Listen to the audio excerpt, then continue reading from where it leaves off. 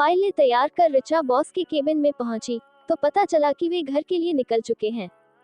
ओह, लगता है जल्दी में भूल गए। चलो, उनका घर तो रास्ते में ही है, देते हुए निकल जाऊंगी। एक बस ही तो बदलनी पड़ेगी, सोचते हुए ऋचा बॉस के घर चल पड़ी। बंगले के बाहर खड़े चपरासी ने उसे अंदर बैठक तक पहुंचा दिया था। बॉस बेटे को पढ़ा रहे थे। उनकी पीठ दरवाजे की ओर थी, लेकिन डैडी, मैडम ने दूसरे तरीके से समझाया था, जो बहुत शॉर्ट था। दूसरा कोई तरीका नहीं है, इसी तरीके से होगा। काफी देर तक दोनों की बहस सुनने के बाद ऋचा से रहा नहीं गया। सर, बच्चा ठीक कह रहा है, इसे इस तरह HCF निकाल कर करेंगे। पलक झपकते ही ऋचा ने सवाल हल कर दिया। हाँ, मैडम ने बिल्कुल ऐसे ही तो सिखाया था। ओजस खुशी से उछल पड़ा। अच्छा, अब अपने कमरे में जाकर बाकी होमवर्क करो, मुझे कुछ काम है।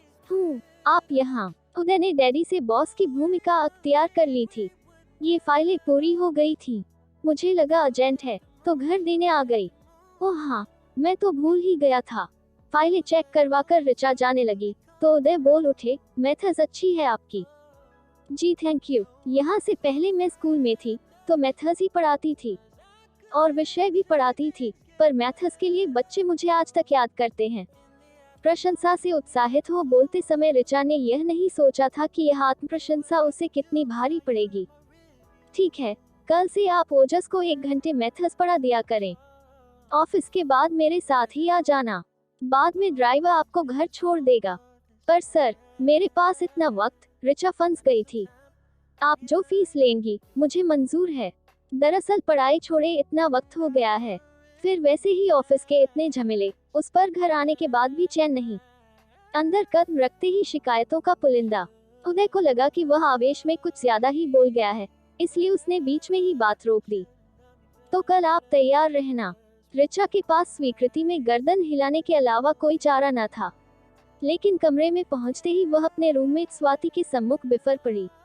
स्वाति ने उसे समझाया कि बॉस से बनाकर चलने में ही समझदारी है, जब तक कि वह उसके साथ कोई गलत हरकत न करे।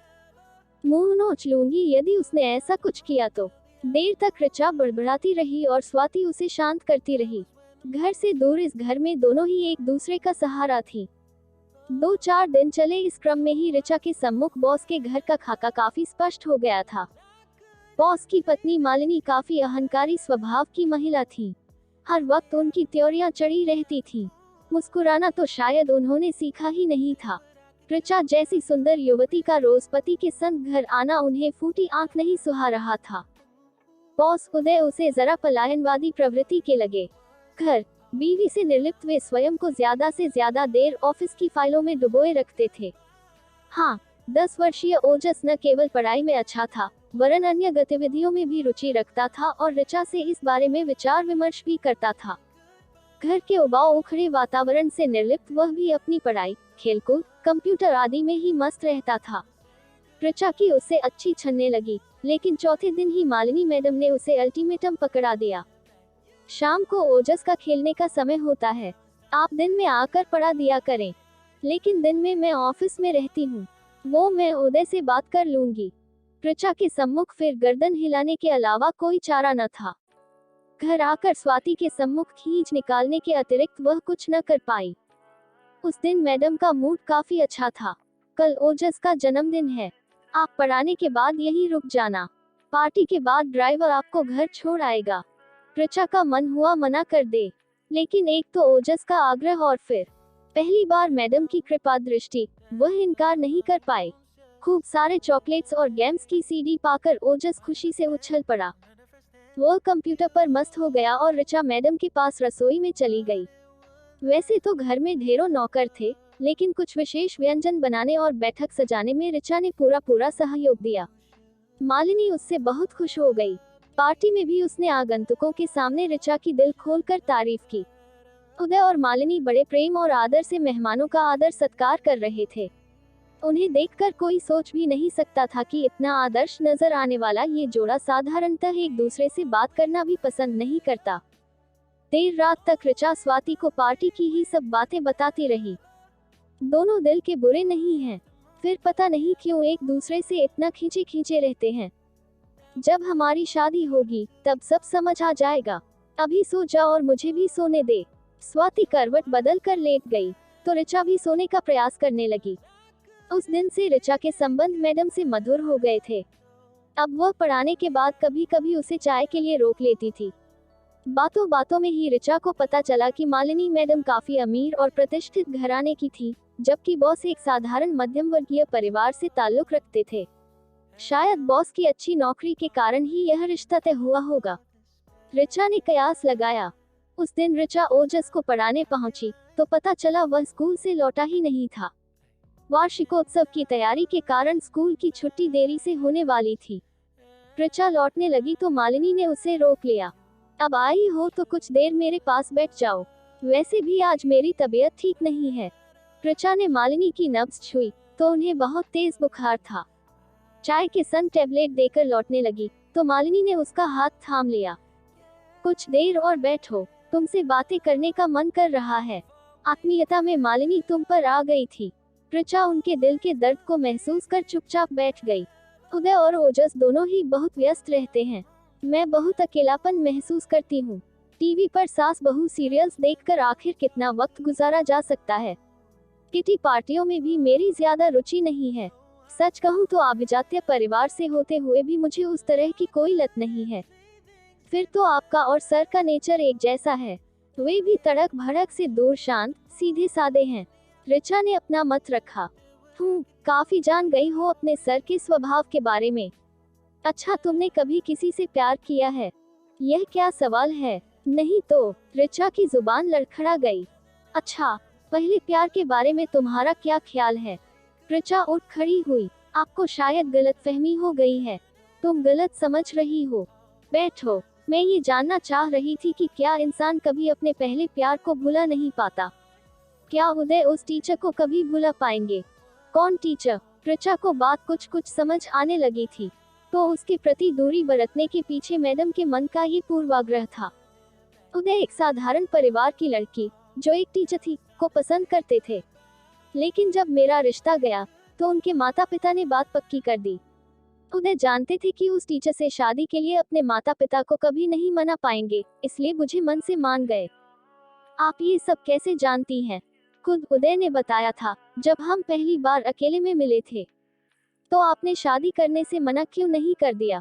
इसका जवाब मुश्किल है। एक तो शायद ये कि पहली नजर में उदय जैसा सुदर्शन, सुसंस्कृत, शिक्षित, उच्च नौकरी वाला युवक मुझे भा गया था। दूसरे, मुझे लगा उदय उस लड़की के तो कभी होंगे नहीं, तो फिर किसी और के होने की बजाय मेरे ही क्यों न हो जाएं। कुछ मुझे अपने रूप और पैसे का भी घमंड था। मुझे लगा वे शादी के बाद उसे भूलकर मेरे दीवाने हो जाएंगे। फिर ऋचा को इस प्रेम कहानी में रस आने लगा था। उदय ने मुझे सम्मान दिया, कभी तिरस्कृत नहीं किया, लेकिन वो प्यार, वो दीवानगी जिसकी मुझे अपेक्षा थी, मुझे कभी हासिल नहीं हुआ। अपना दम खोखला साबित होने पर मैं चोट खाई नागिन की भांति बिफर उठी। बात बात पर उन्हें प्रताड़ित करने लगी। अपने पैसे का रौब दिखाकर उन पर हावी होने का प्रयास करने लगी। फलस्वरूप उदय मुझसे कटने लगे।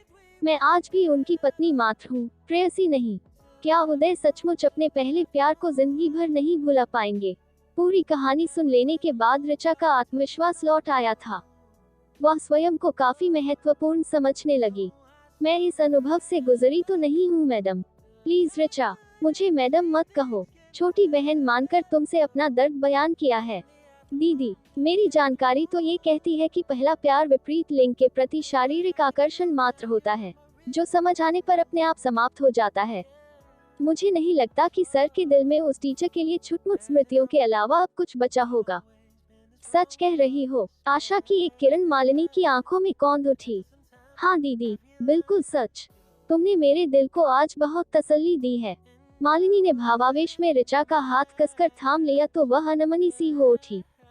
मैं अब चलती हूँ, बहुत देर हो गई है। ऋचा की व्याकुलता स्वाति से छुप नहीं सकी। ऋचा ने सब कुछ उगल दिया। मैं नहीं जानती स्वाति, दीदी को तसल्ली देकर मैंने अच्छा काम किया या बुरा। मैं बस इतना जानती हूँ कि मुझसे उनकी पीड़ा नहीं देखी गई। मैं दिल से चाहती हूँ कि उन दोनों का मिलन हो जाए, पर कैसे? इतने नाजुक रिश्ते के बीच में औघड़ करूँ भी तो क्या? ऋचा की चिंता का कोई समाधान न था। ओजस का कोर्स समाप्त हो चुका था, इसलिए ऋचा ने वहां जाना बंद कर दिया था। परीक्षा समाप्त होते ही ओजस मम्मी के संग ननिहाल चला गया। ऋचा ने भी अपने आप को ऑफिस के कामों में डुबा दिया था। उस दिन ऑफिस से निकलते बहुत अंधेरा घेराया। उदय ने ऋचा को घर छोड़ देने का प्रस्ताव रखा, क्योंकि आखिरी बस भी निकल चुकी थी। ऋचा को मानना पड़ा। दोनों के बीच चुप्पी पसरी रही। आखिर उदय ने ही मौन तोड़ा। ओजस और मालिनी के फोन आते रहते हैं। दोनों तुम्हें बहुत याद करते हैं। जादू सा कर दिया है तुमने उन पर। ओजस का रिजल्ट बहुत बढ़िया रहा, इसका श्रेय भी तुम्हें ही जाता है। ओजस को स्कूल खुलने से पूर्व यदि एक बार मैथ्स का कोर्स करवा दिया जाए तो उसका रिजल्ट और भी अच्छा रहेगा। अच्छा, फिर तो उन्हें बुला ही लेते हैं। वैसे भी इस बार मालिनी ने बहुत दिन लगा दिए हैं। हमेशा तो जल्दी लौट आती थी। कुछ ख्याल ही नहीं मेरा। आपको है। आक्रोश में जाने कैसे ऋचा के मुंह से निकल गया। क्या कहा तुमने? मैं मालिनी का ख्याल नहीं रखता। सॉरी सर, गलती से। मालिनी ने तुम्हें मेरे बारे में क्या बताया है? पिछले कुछ समय से मैं उसमें आश्चर्यजनक परिवर्तन देख रहा हूँ। उसका अभिमान, दर्प सब कहीं खोसा गया है। एक टूटन सी महसूस कर रहा हूँ मैं उसके अंदर। न कोई उपालम, न कोई अवहेलना, बस किसी सोच में गुम। तुम्हारे संग इधर वह काफी वक्त बिताने लगी थी। मुझे बताओ ऋचा, कोई परेशानी है उसे? मैं उसे उदास, परेशान नहीं देख सकता। बहुत प्यार करता हूँ मैं उससे। उदय भावुक हो गया। तो फिर वह टीचर? ऋचा से रहा नहीं गया। कौन? शायद तुम मोना की बात कर रही हो। मालिनी ने बताया होगा। उसे तो मैं कब का भुला बैठा। एक दिन स्टेशन पर ही देखा था उसे। मुटियाई सी, बच्चे को लटकाए, कर्कश आवाज में 5 रुपए के लिए कुली से झगड़ रही थी। हाँ हम। वह भी क्या उम्र होती है ना। नई नई जवानी, नई नई कुमारी, हर सुंदर लड़की प्रेमिका नजर आने लगती है। मौसमी बुखार, थोड़े समय बाद सब उतर जाता है। आश्चर्य है, मालिनी अभी तक उस लड़की के बारे में सोचती है। चलो, ओजस की पढ़ाई के बहाने उन्हें बुला लेता हूँ। ये ठीक सुझाया तुमने।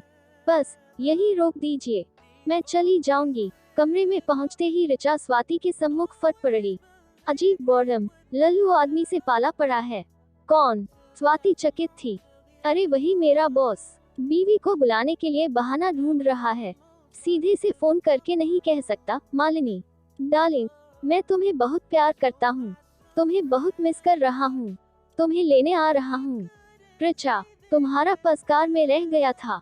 उदय को दरवाजे पर देख ऋचा और स्वाति के तो होश ही उड़ गए। निर्विकार भाव से उदय ने ऋचा के कांपते हाथों में पस थमाया और लौट गया।